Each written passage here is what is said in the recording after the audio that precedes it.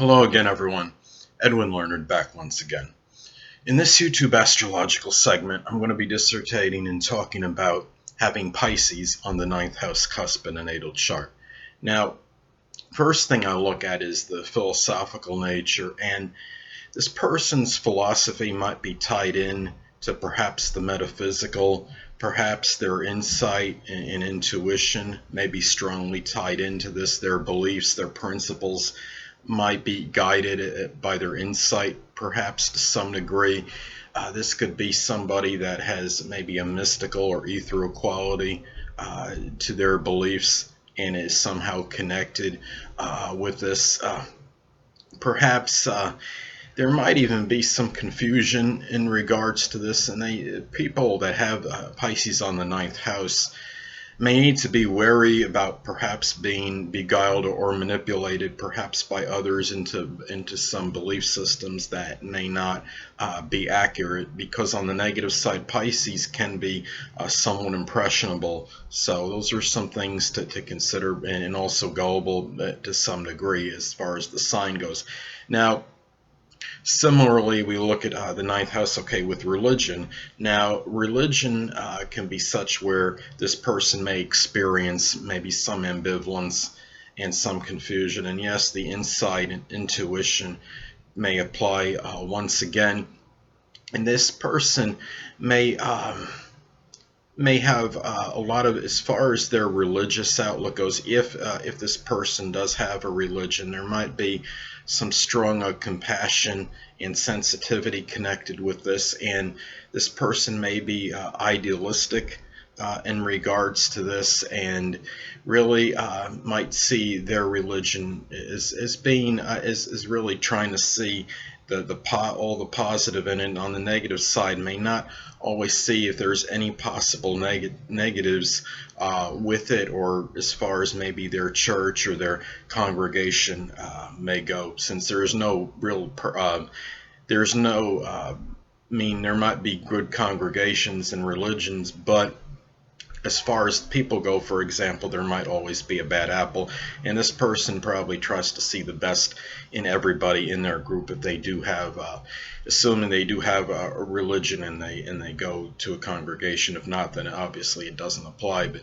next thing is the third house is also connected with one's in-laws, and the in-laws are such where maybe this person sees them maybe in a good light, and the idealism of Pisces can come into play. It's very important when you see people and anything with Pisces on, you can maybe have that tendency or proclivity to overlook the transgressions or shortcomings. So it's important to see things as they are, and the in-laws are no exception, since that is associated with the ninth house.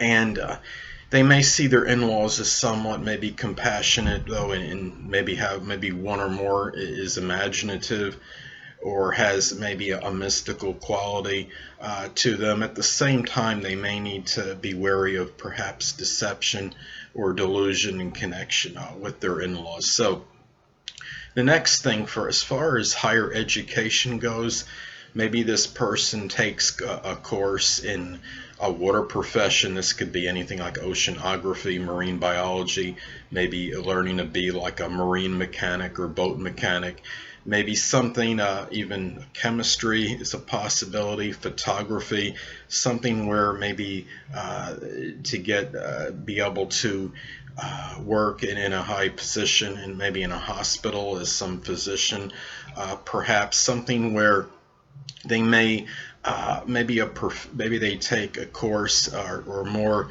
to get a profession where they help those that are less fortunate than they are, such as the oppressed, the impoverished, homeless, the people that are on the streets, that are people that are very debilitated, for example, those that have difficulty in helping themselves. The ninth house is also connected with long distance traveling. And being the sign of Pisces, it is connected with fantasy and fiction.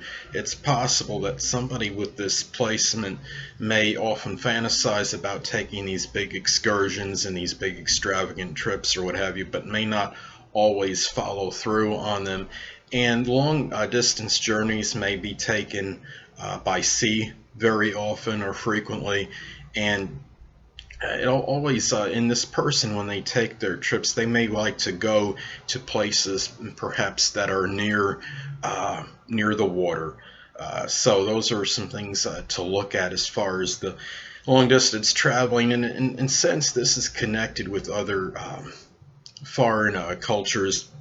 It might be such where this person might have an outlook on the foreign cultures that is very idealistic, and tries not to see perhaps the negative in them, and being very idealistic. Unfortunately, you got to make sure, like with Pisces, that you see all the angles, all the good and the bad, the adverse or what have you on things that are connected with Pisces. And in this case, it has to do with foreign traveling, in which would include foreigners as well. So, well, the ninth house is also associated with publishing. Now, with publishing, if this person does publish anything, it could be something connected, maybe perhaps with fantasy, fiction writing. Could have to do with maybe something with water, such as something about the sea or the ocean, or some traveling or some adventure by water.